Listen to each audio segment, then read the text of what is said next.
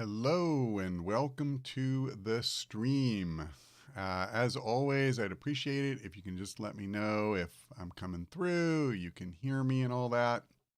I'm always a little paranoid there'll be some sort of technical issue. In the meantime, I promised a channel update as well as a Q&A for today.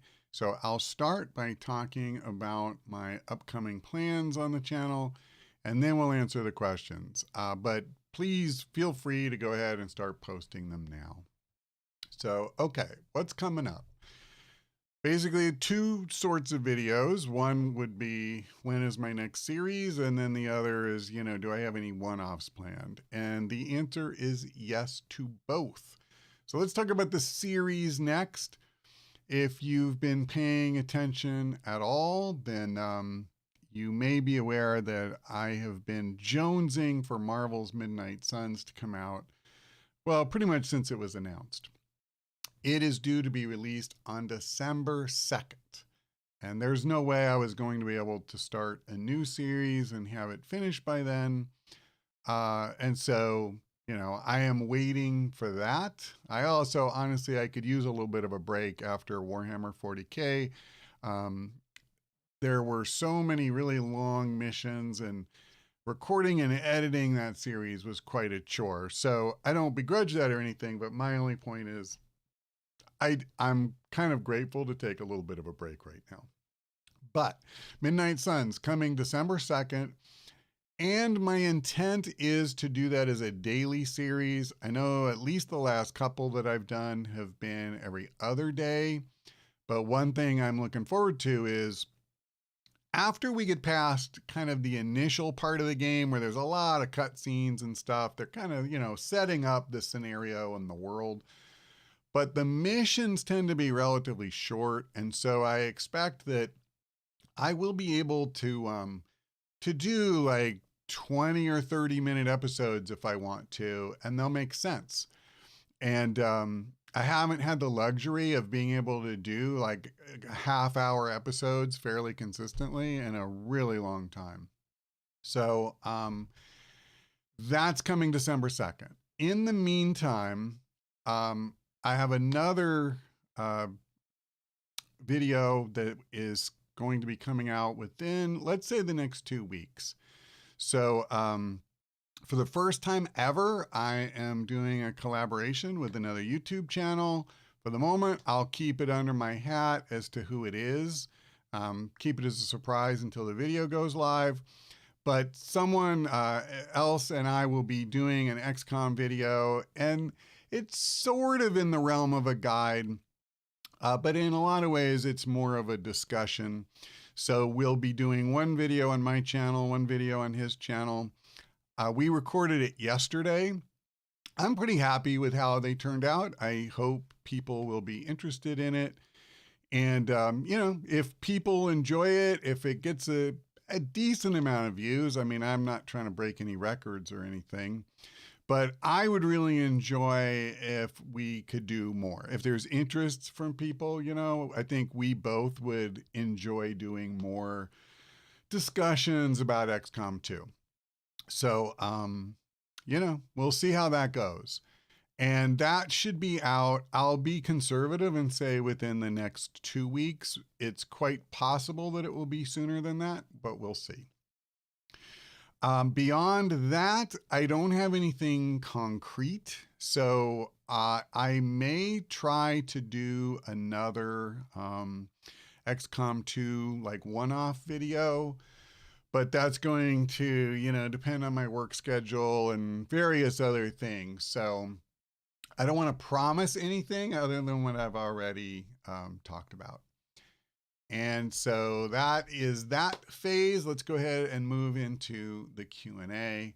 Also, thank you to everybody who let me know that the audio and the video are working. Okay. Let's definitely take the most important question first. How is Ray? He is very good. He is resting on the desk right now. He's zonked out. But he's very happy. We went yesterday and bought him a new kind of a combination perch and scratching post.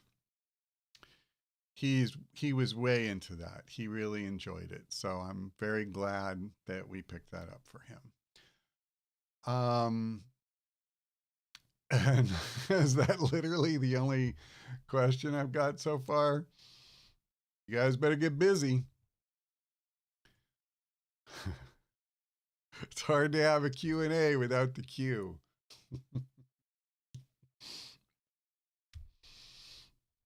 I'll talk more about Ray's scratching post. So it's funny, the reason I did it in the first place is he's been doing this thing lately where when he's on the desk, he'll reach up and start trying to scratch my monitor.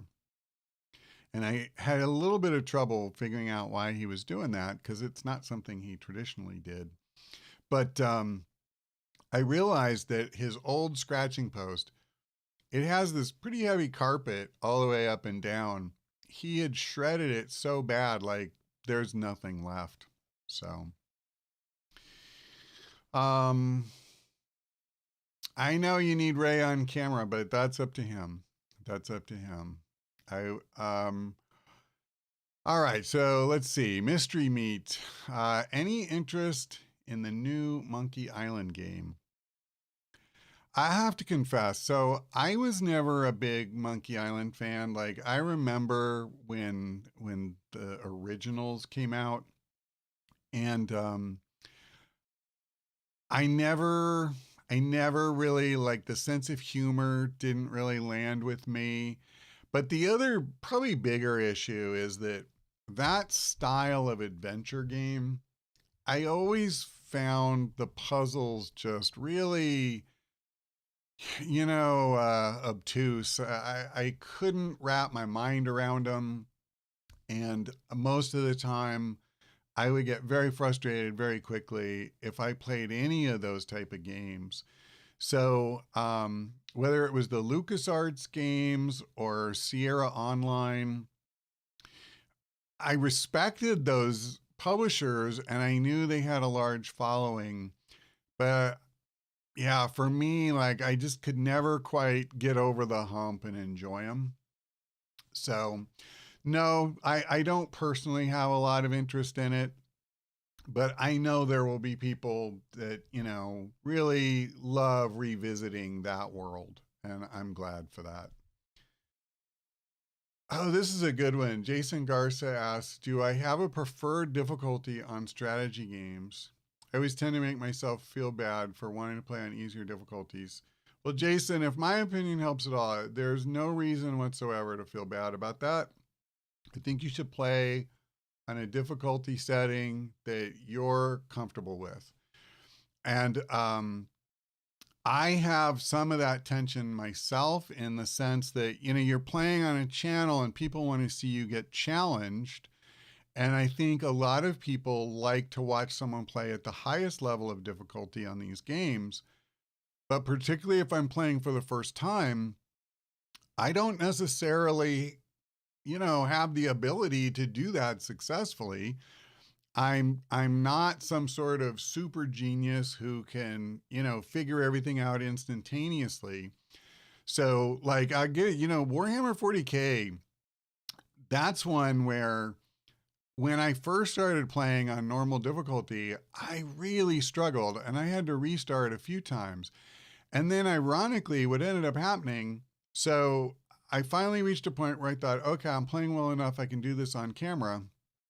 I start playing on camera on normal, and I realized, I think by around episode 10 of that series, that I should have bumped the difficulty up, that I had actually managed to work my way up to being a halfway decent player, and I could have taken on a little bit more of a challenge. And, but you're stuck. Once you start a campaign, you are where you are. So that was one of the rare ones where I had put in enough work, beforehand that if I had recognized it soon enough, I would have been happy to go ahead and kick it up a notch, have a little bit more drama in more missions, and have a good challenge, But on my first playthroughs, Jesus, like it was like crazy hard for me just to get over the hump with normal difficulty. So no, I think that you should experiment or do whatever you want to do, but play at a level where you enjoy the game. And there's no need to feel bad about that in any way. Excuse me, I have a little bit of a frog in my throat. Stanley Hill asks if I've played Divinity Original Sin series or Wasteland 3. I have never played Wasteland 3, although I think I bought it. I think it's sitting in my Steam library. And I did buy, I think it was both Divinity Originals. No, it wasn't. It was only, is it Divinity Original Sin? I think it's the first one. I played the one that involves, there's two characters, a man and a woman, and you went to some town and you were investigating a murder mystery. I played that in early access. And what was the other one? There's another game that was kind of similar to that. Pillars of Eternity. So here's the thing. I used to actually love RPGs of this type. And what I've kind of realized is that at some point over the years, I lost my enjoyment of them. I don't have the patience to walk through a town and start a conversation with someone and like click through all these dialogue options and then go to the next person and the next person and the next person. And a lot of them are just canned chatter, you know, and then you'll finally find the person that matters. But I don't know, man. Listen, for years and years, I used to play these games like the D&D Gold Box games and a lot of them where you not only did that stuff, but you had to map the dungeons on graph paper yourself. There was no auto mapping or anything, and it was this very meticulous process. I loved it. I couldn't get enough of that stuff. And I don't know if it's just that I played so damn many or, you know, the more modern designs now have made me too lazy. But I think I've kind of given up on playing games like that now. And, you know, it's kind of sad because I remember how much I used to love them, but it is what it is. Okay, so let's see. The Viviter Monkey says, what character from the Marvel Universe are you looking forward to the most on Midnight Suns? I'm just, before I answer, I want to make sure that I'm not skipping past someone for the obvious, but it's got to be Spider-Man. I love him. Like I've been a huge Spider-Man fan for so many years.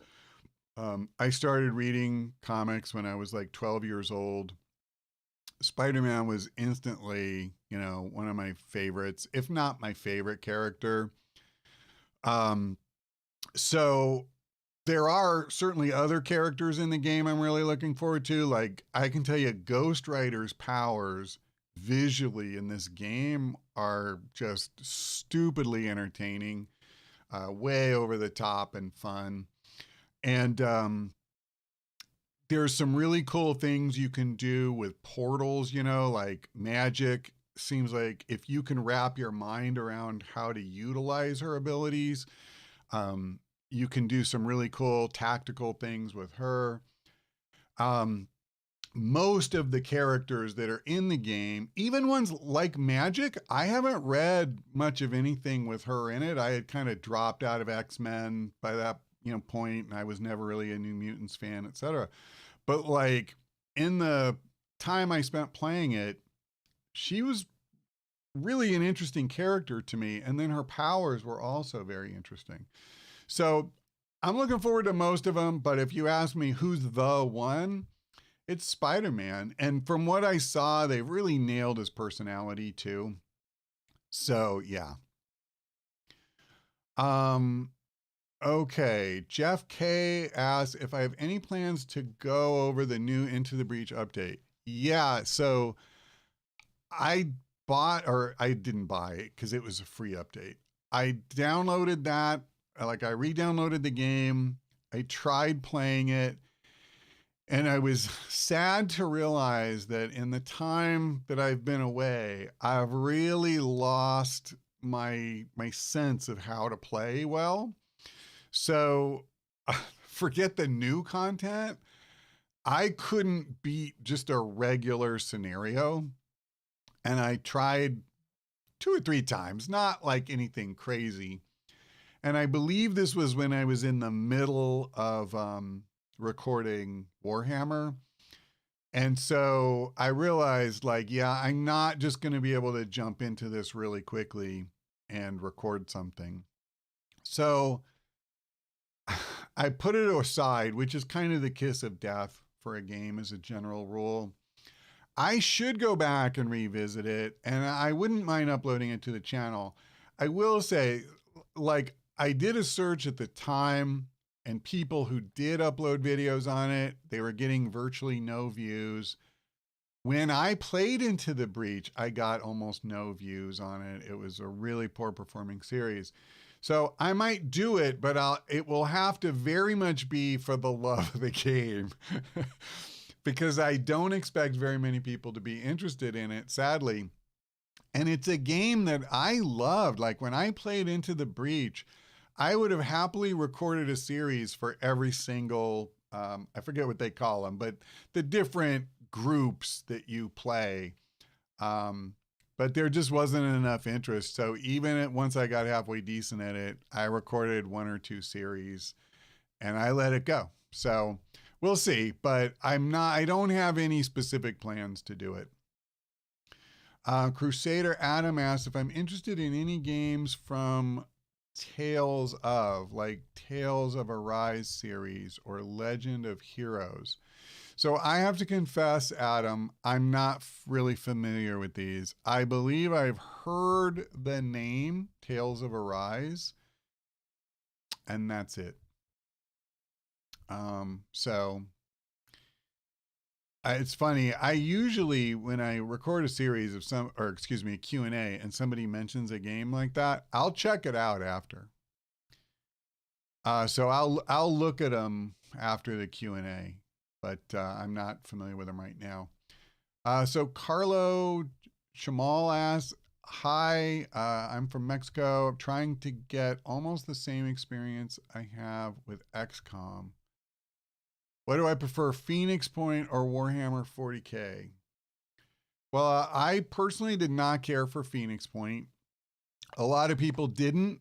I have heard that they've done a lot of updates and there is some sort of fan base for Phoenix Point now. So like I believe the game has been improved since I played it last. I'm not going to go back and revisit it, but I don't want to just slam the game unmercifully. I will say I really liked Warhammer 40K. I don't know if I would say it's, a clone of XCOM. There's some pretty significant differences both on the combat map and away from it. But if I were choosing between the two, and XCOM is your point of reference, I would recommend Warhammer 40K and giving that a try. And you know what I would say too? We're sitting here in November. If you can be a little patient, maybe wait for the Steam sale. I don't know if you're playing on PC, but there'll be a ton of sales in just a couple of weeks, most likely. And take advantage of them because you could probably pick it up, at a really good price, and then it's not so big a risk. Sierra 303 asks if I would recommend Warhammer 40K Chaos Gate Demon Hunters after beating it. I would. The game definitely had its ups and downs for me. I loved the combat. Didn't love the stuff at the base so much. If you watched my playthrough, then I got really annoyed because there's a lot of times where You just have to respond to somebody's conversation, and something bad is probably going to happen, and you don't necessarily, it's not really strategy. It's just this kind of choose your own adventure style that I don't like in a strategy game. So there's things about it I don't like, but did I enjoy playing the game? Yes, I did. And you spend most of your time on the combat map, and that's by far the best part of the game. So that's my opinion of it, at least.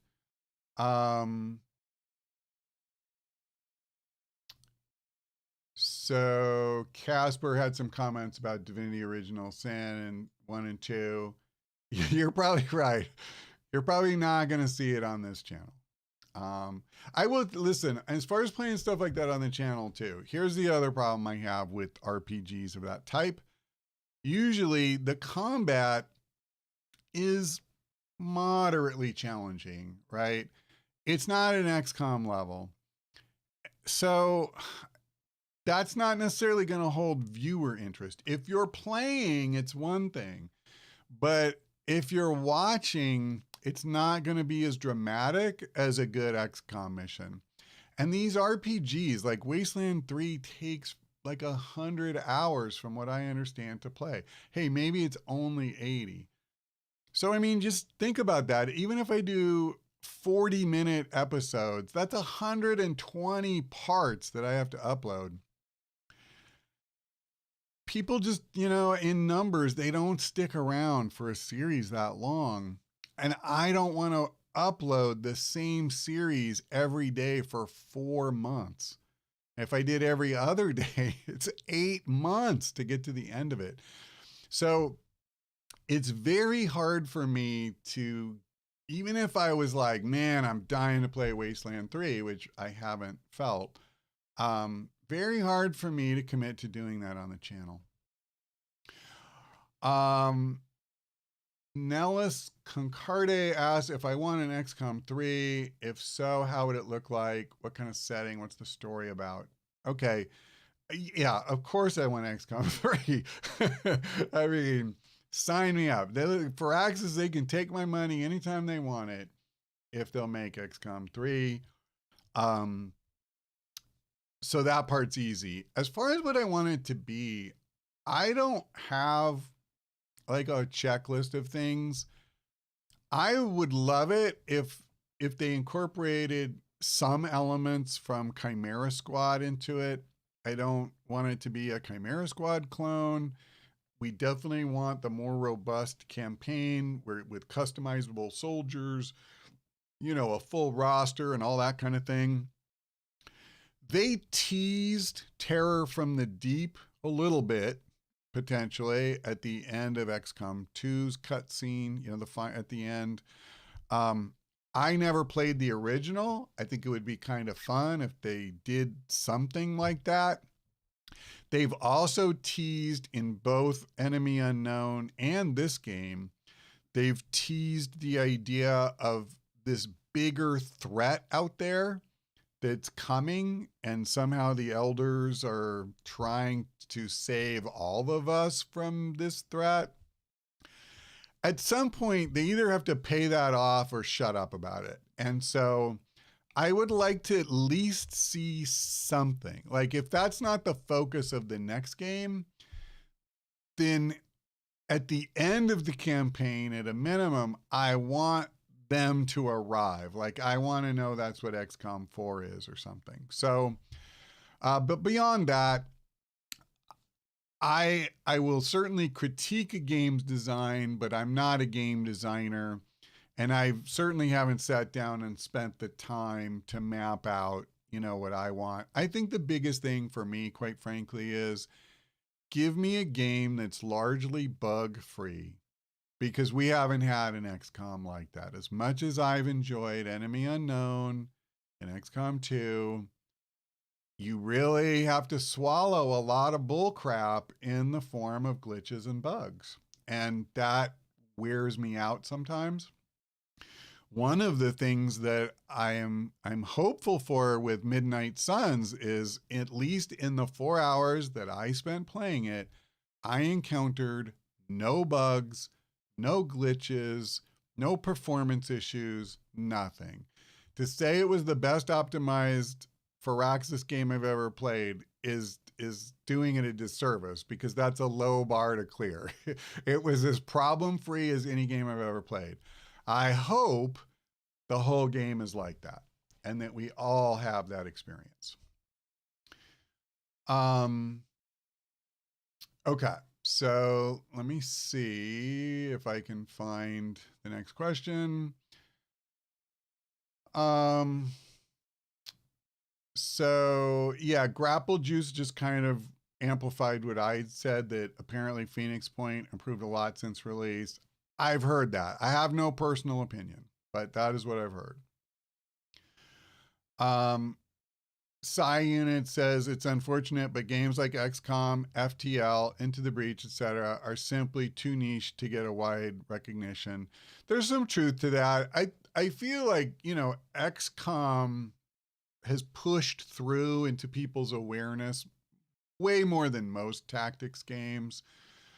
Even FTL, I think, got more love than Into the Breach. Like, it's funny, it's the same developer as FTL and Into the Breach, but FTL somehow managed to do a better job of pushing through the clutter and people glomming onto it than Into the Breach did.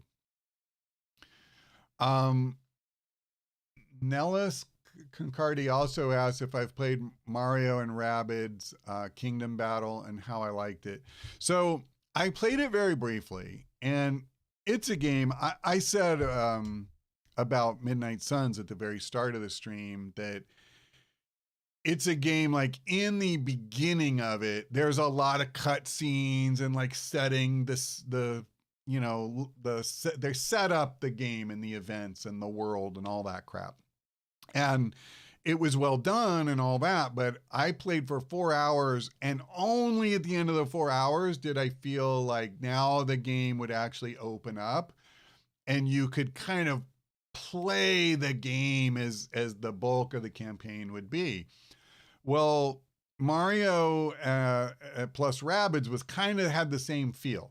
You know, in the beginning, there's a lot of little tutorial missions and there's a lot of cutscenes, because they're breaking you in slowly. And that's fine. I'm not putting them down for that.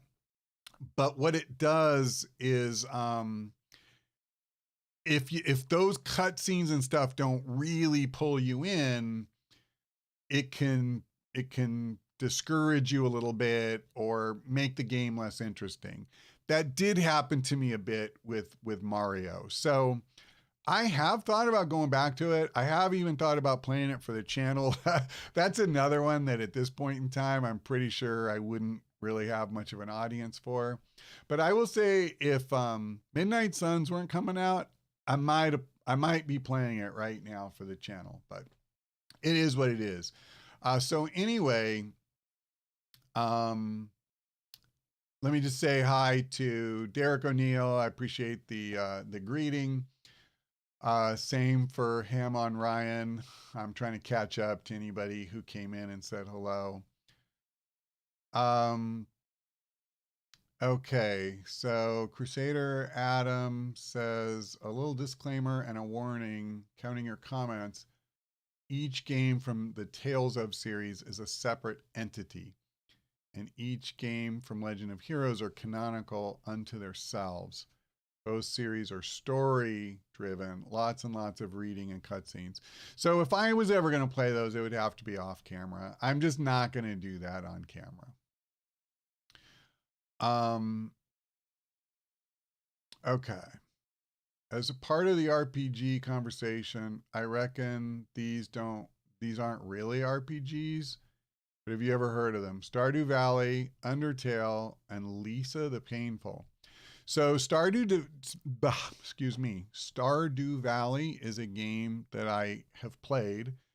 I played that off camera, and I probably put like 100 hours into it. I loved Stardew Valley. And I agree. I wouldn't really call it an RPG, although it has some characteristics of an RPG. But I loved it. Undertale I've heard of and never played, and I have never heard of Lisa the Painful.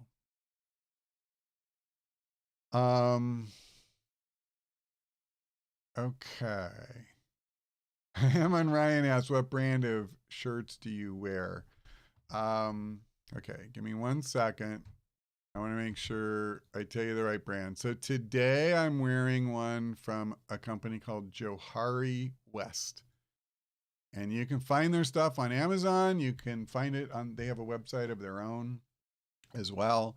The other brand that I would say is most common that I wear is Tommy Bahama. And I'll tell you, their crap, it's super expensive. I love their shirts, but they cost an insane amount if you buy them new. Pro tip of the day, look at buying shirts on Amazon, because, or excuse me, on eBay, because you can buy just some really beautiful shirts that are in perfect shape for a literal fraction of what they cost if you buy them new. Okay.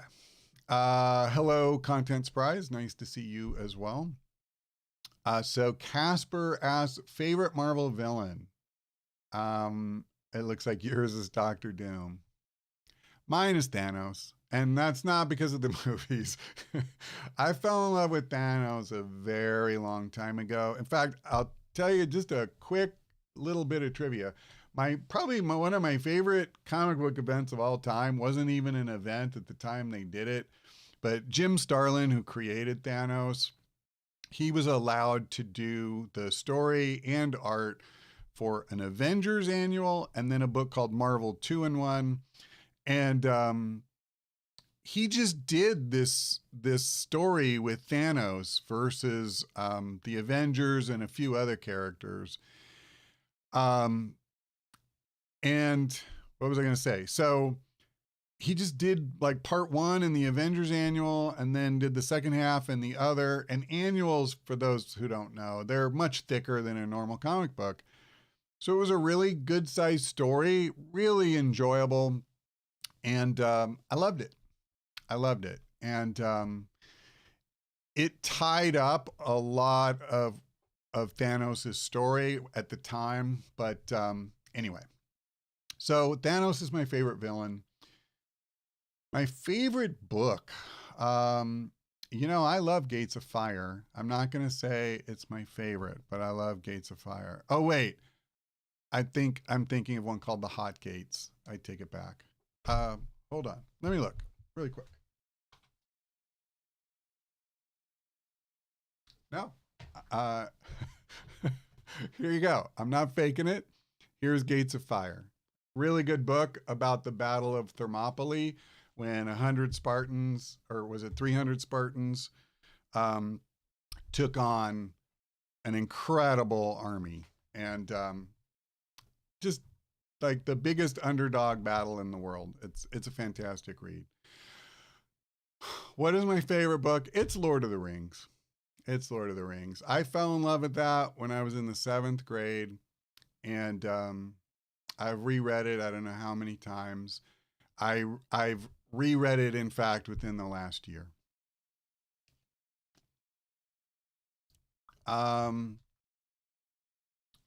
Any IP you would like to see on the XCOM formula? Yes. That's from Jason Garza. So I've said this before, and once it occurred to me, I will forever yearn to see this until the day somebody finally does it. And that is Dungeons and Dragons. So I would love to see, they always make role-playing games, but I would love to see a proper hardcore tactics game with XCOM level of difficulty, where you start out with a level 1 adventuring party and you work your way up. And as you work your way up, you go from fighting skeletons and crap like that to beholders and what have you. Like, D&D is such a perfect, analog for this. It just would fit this template so well. I don't think it'll ever be made because you can sell more if you keep the combat easier. but I would love it. So let me see. And let me just say hi to Ultra the Gunner. Good to see you. I have been well. Thank you. Also, Nikki Zero Cool. Hello. Welcome. Okay.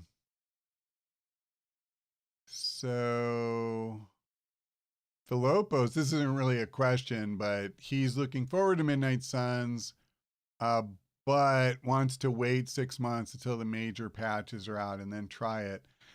Listen, I don't think that's a terrible plan. I think that at a bare minimum, wait and see when the world gets their hands on it, right?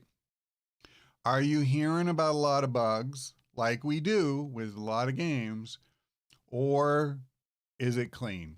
You know, like I notice I put all kinds of qualifiers. When I say that I had a great experience playing it for 4 hours, I make it really clear. Like it was 4 hours.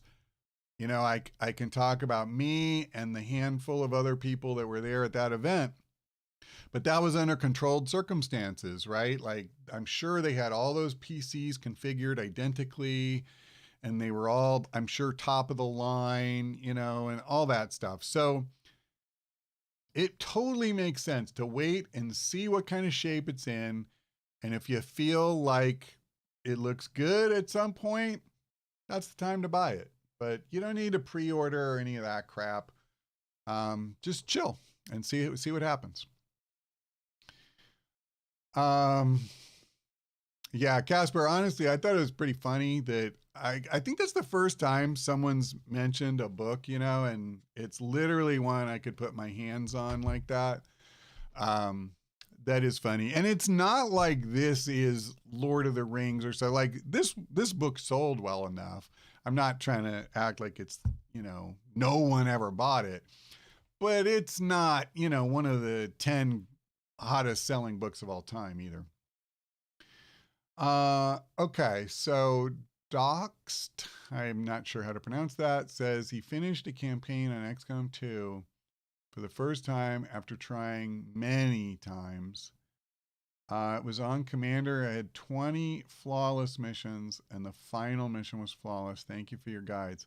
Holy crap, that's phenomenal. Like, that really, I'm proud of you, man. That's phenomenal. 20 flawless missions is a lot. And especially on Commander, because there's fewer missions. I mean, what did you play? Probably 45 or something like that. So, like, half the time it was flawless. Very difficult to get flawless on the final mission because you're only fighting like 10,000 guys. There's a lot of fire, you know, shooting around that room. So good job, man. Congratulations. Viviter Monkey asks if I've played any of the Star Wars KOTOR games and if I've heard of the remake they're working on. You know what? I never did. And I don't even know why. There was no reason really. I don't know if it was that they were primarily console games and I was, you know, just playing on PC for the most part, but they may have been on PC. I'm not saying that as a truth. I think for whatever reason, they just weren't on my radar until years later. And, you know, like people rave about them. I get that.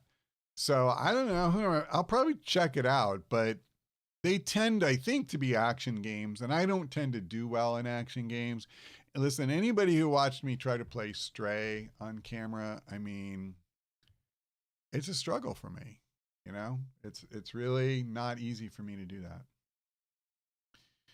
that. Let's see. So Captain Hindsight says Solasta is very true to D&D 5th edition mechanics. Have I tried it? I have not, and I know I had that on my Steam wish list at one point.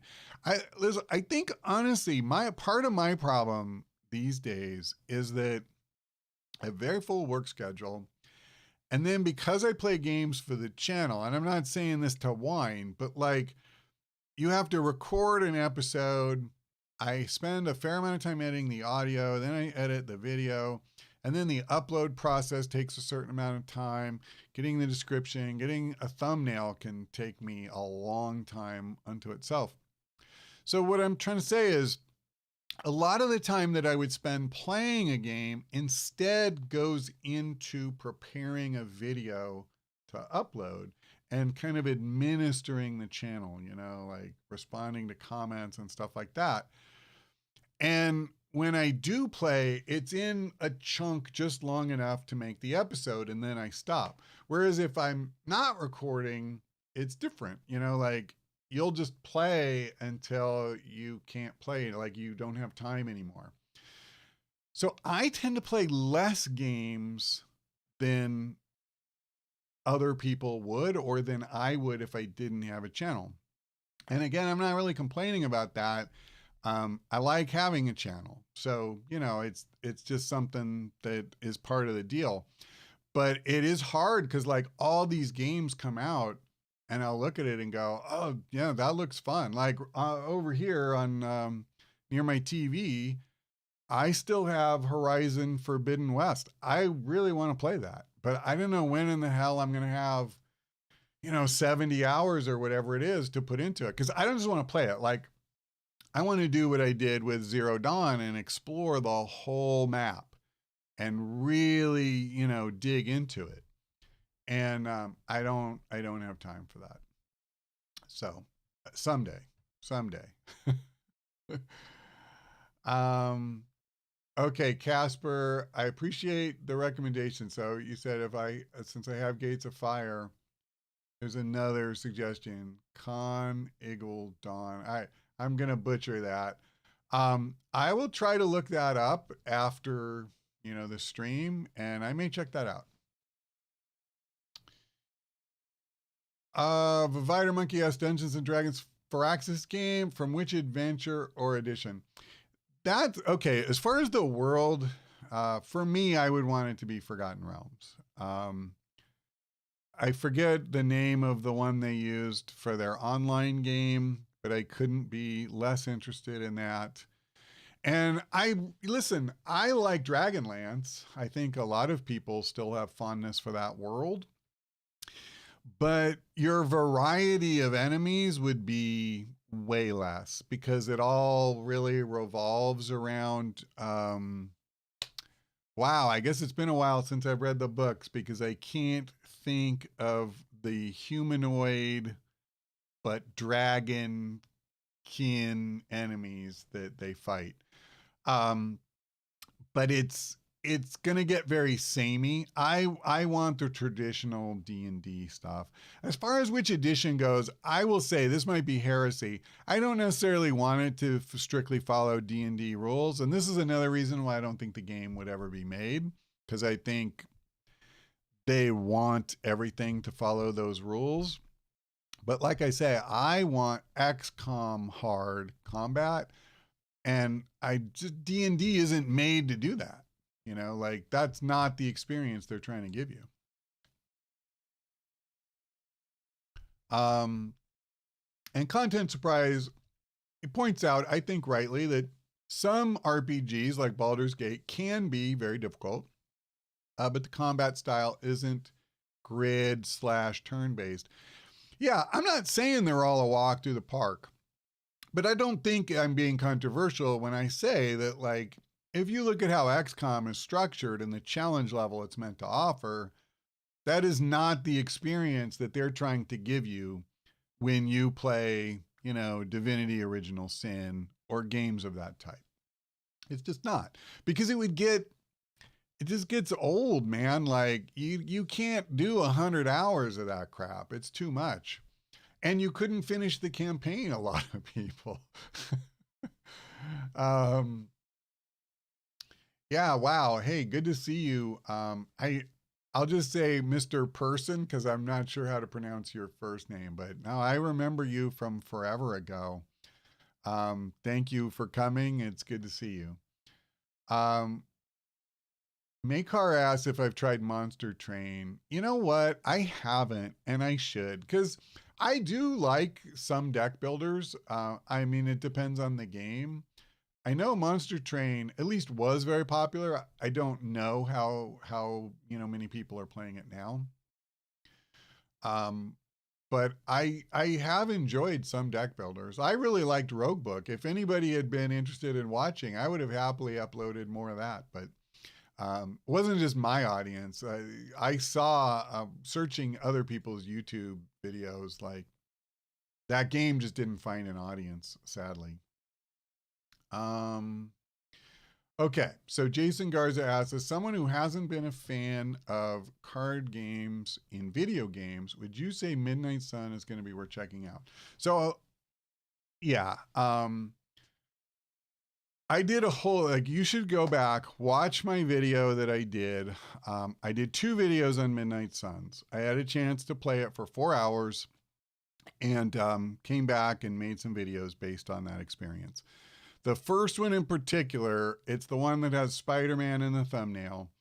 I really tried to talk about the things that most affected the extent to which I enjoyed it and what I thought would determine like whether other people will, like, if you like this, you'll like it. If you don't like this, maybe not. The cards don't bother me. They will bother some people. I get it. It's very obvious. But watch the full video. Maybe even watch both, because I guess here's the thing. All right, I didn't know how deep I wanted to go because it is a topic I've covered, but I just want to emphasize this one point that what's his name? Jake Solomon made when we were there.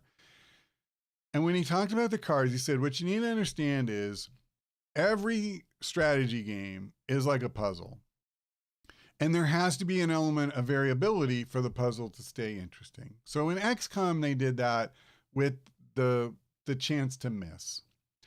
And you can feel about that however you want to feel, because I know a lot of people love to complain about it. But that's the spice in XCOM. And they tried that in Midnight Suns, and it didn't work because it didn't make any sense for Spider-Man to try to punch somebody and he just misses, or, whatever. So what they did instead is they added variability by not giving you access to every ability every turn.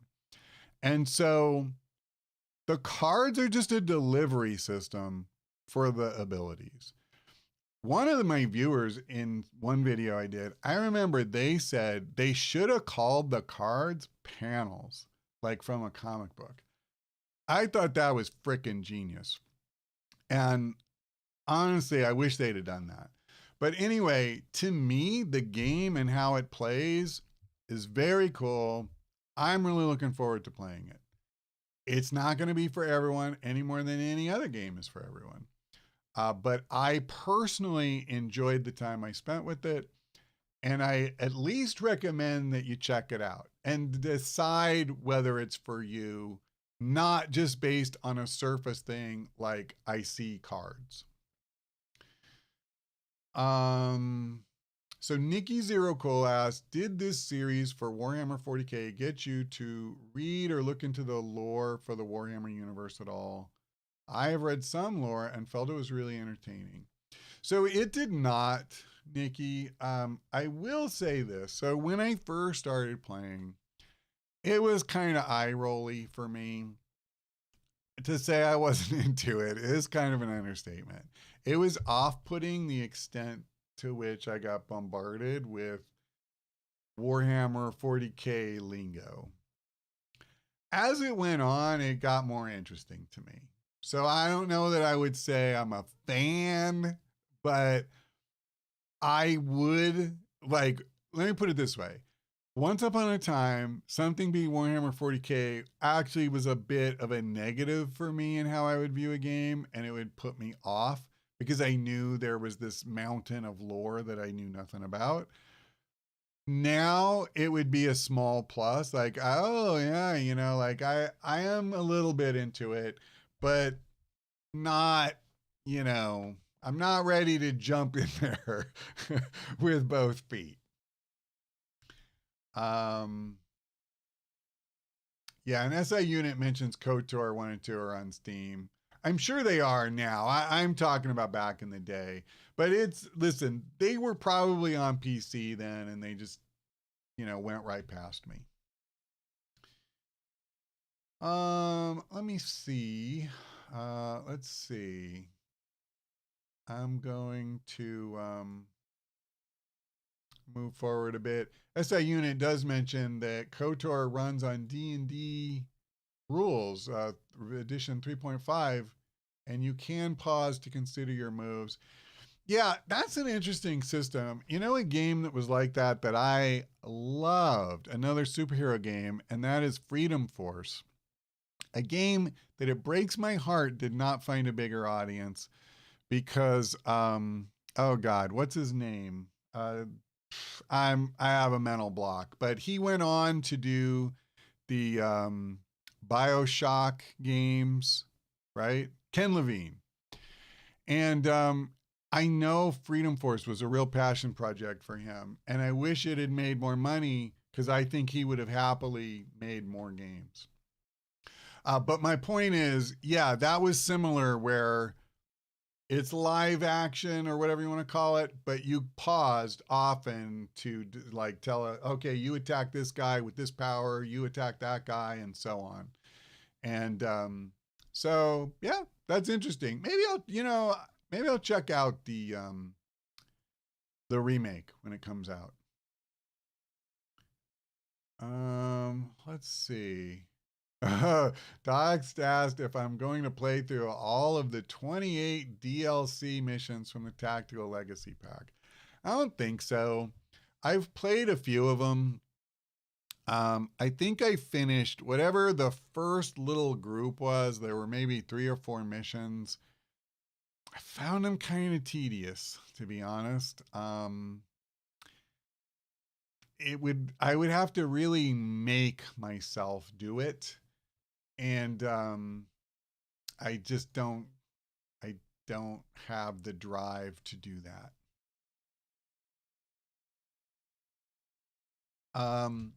Kyle Wardle asked what's the next game I'm playing. So you should go back and watch the beginning of the stream when we go live. But the short answer is Midnight Suns when it comes out. Let's see.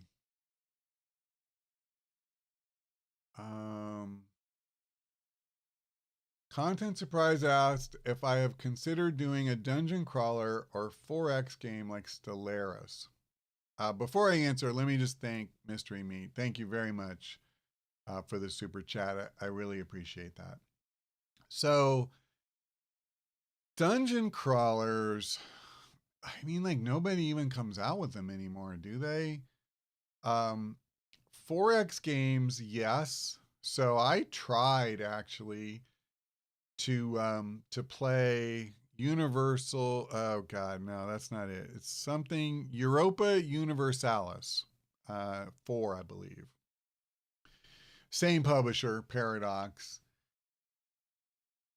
Paradox's games just kill me. That UI, I can't do it.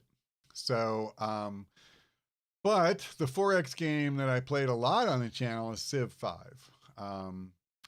There was a time early in my channel's history where that was the game that really first got me some subscribers. I started with XCOM Enemy Unknown, but those series didn't do anything as far as bringing viewers. And then I started playing Civ 5 when the Brave New World expansion came out. And I mean, it got me into I probably had less than 50 subscribers when I started, and then I was close to 1,000 when I finished. And that may not sound like a lot, but let me tell you, when you've been uploading videos to get 2 views or something, 1,000 people that are there to watch your videos sounds pretty damn good. So yeah, I keep my eye out for games like that I would be interested in, but it probably won't be from Paradox because I just find them, it's too much for me to break into. Prometheus says, hello, Tapcat. How are you doing? Well, thank you. I recently bought Dungeon Warfare, and I quite enjoy it. You should play that. It's a challenging tower defense strategy game. I'll check it out. I've never heard of it, but I love the idea of tower defense games. I think the closest thing to a true tower defense game that I've really enjoyed was Plants vs. Zombies. And I loved Plants vs. Zombies. Um, but I would happily play a tower defense game either off camera or on, like if I found one that I enjoyed. So Casper asks, what are those miniatures on my shelf? So I know they're very hard to see. This is actually a,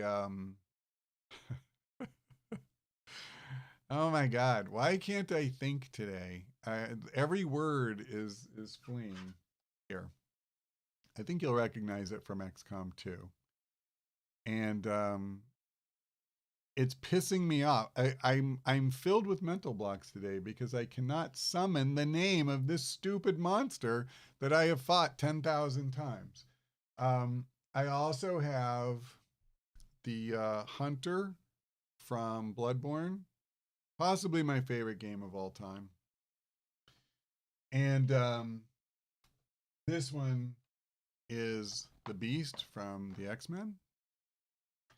And then back behind me farther, the shelf back there, I have a number of busts from Marvel superheroes. So like there's Daredevil, Union Jack, Nighthawk, Iron Fist, Domino, The Thing, Nova, the original Captain Marvel, Jack of Hearts, Hellcat, and King the Conqueror. I have a whole bunch of them that I kind of rotate through periodically. And I love them. I love them. They don't make them anymore, not the people who made these. And they're really cool. And I'm so annoyed with myself that I can't to this Chrysalid. Oh my God, thank you. I'm like, why can't I think of something I 100% know? Ugh, thank you. What do I think of The Walking Dead? Wow. That's not something I hear people talk about very much anymore. So I read the Walking Dead comic long before it was made into a show. Loved it. Absolutely loved it. For a while. And then it just reached a point where I felt like there was this relentless drumbeat of humanity sucks. The most dangerous thing is man, not the zombies. And ironically, I reached a point where I quit reading the comic. Then I started watching the show, and I quit in pretty much the same place. So, spoiler alert, even though this happened like, I don't know, 5 years ago in the show, when Glenn dies, is too much for me. It's not even that he died, it's the way they did it. And it just got so ugly and so unrelentingly grim that it wasn't enjoyable to me. It was never like an uplifting story or anything. That said, listen, I think the show really had ups and downs almost from the start. I think season 1 was probably its high watermark. And then after that, there were some really good moments and really good things and some really boring, kind of useless stuff. But the comic for a long time was really good. So I know a lot of people don't have any interest in reading comics. That's fine. But if you do, and if you've never read any of those earlier stories, they're great and fairly different from the show too. So worth reading even if you've seen the show. Nikki Zero Cole says, I know it was a lot of work for you, but there was a short time where you were posting Warhammer 40K and Stray. Would I ever do that again? Yeah, I've done it before. A lot of it comes down, well, to two things. One is how long does the game I'm playing take? So, like, if Warhammer was my primary, um, and Stray was kind of this little bite-sized snack, um, how long does it take me to make an episode of the main one? And in Warhammer's case, it was a lot. And so I it was very difficult to even do something as short as Stray. Um, but I was able to do that much at least. But if I were doing something where I could, do like a 25 or 30-minute episode, it's a lot easier to do something else as a companion piece to that.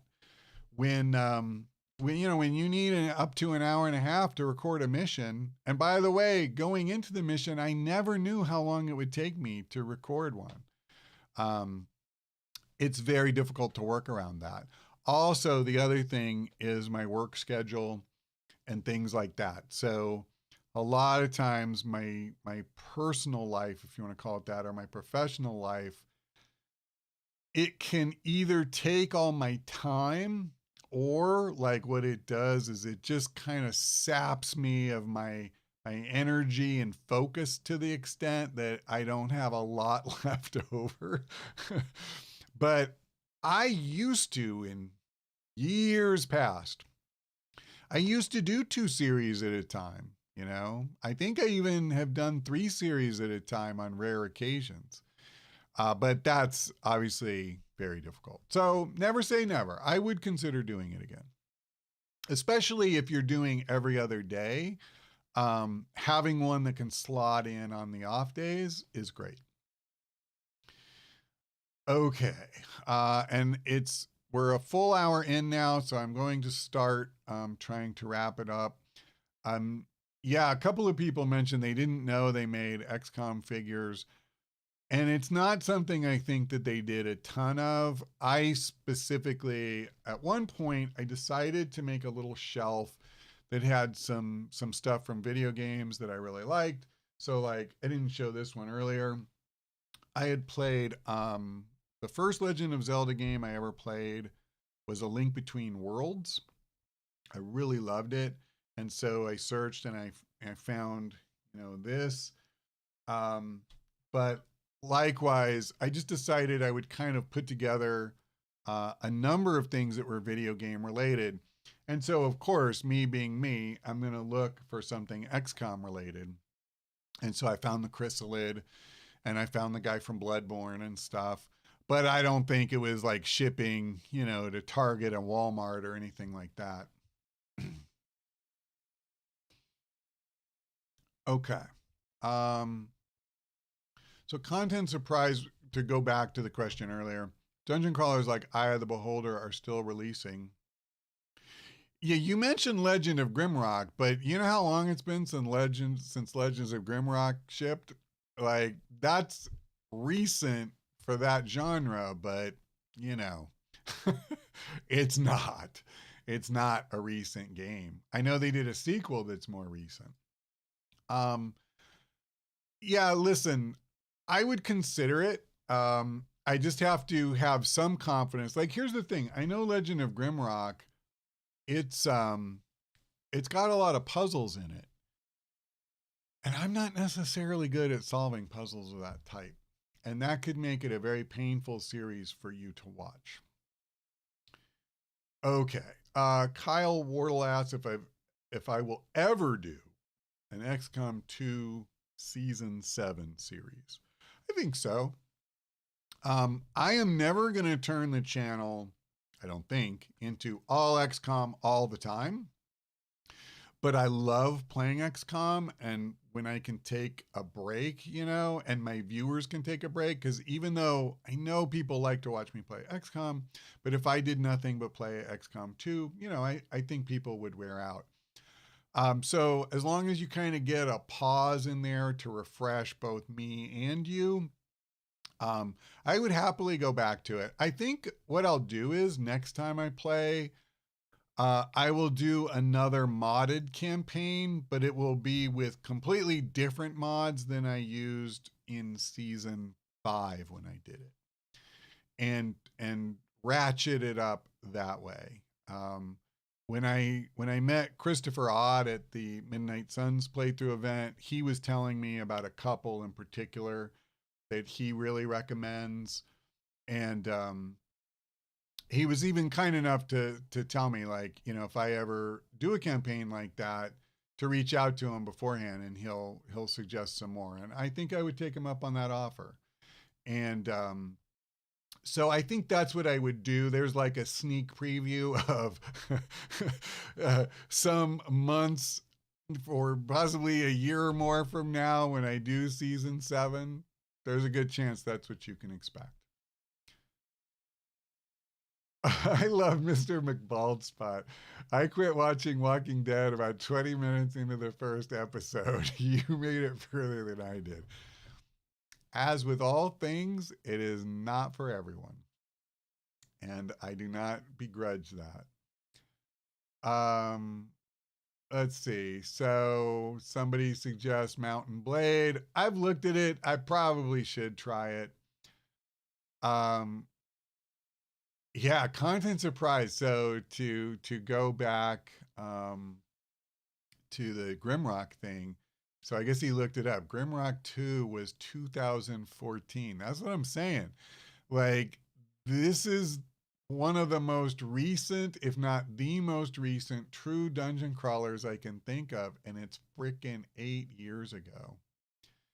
And SI Unit mentions that just don't over mod it like Odd, or you'll end up with 2 hour missions. Yeah, I agree. He actually, so I had a chance to talk to him a little bit about that.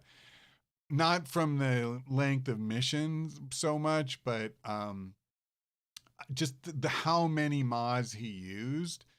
And he was telling me that he has like a whole squad of viewers who are way, deep in how to manage it. And so they helped him to even make that work, because I know he had over 300 mods in one campaign. I have no interest in doing that. Even if I had people who were able to help me, that's just too much for me. But he mentioned a couple, and one in particular sounded interesting. And so, yeah, like, I loved playing with a better Advent, and that really switched things up a bit, and I like that. And so if he could point me at a couple others, or I don't care, even if it was a number of others, but at a manageable level, that'd be great. So, okay, I think with that, I'm going to go ahead and leave it here. Thank you all very much for joining me today. I appreciate it as always. And it's funny, I always say I won't wait as long to do the next one, but a lot of times it does take me more time than I want. But at any rate, I do love doing these Q&As, and they only work, especially via live stream, they only work with your help. I very much need your participation. So thank you very much for watching and being here. And that's all for now. I hope we see you next time.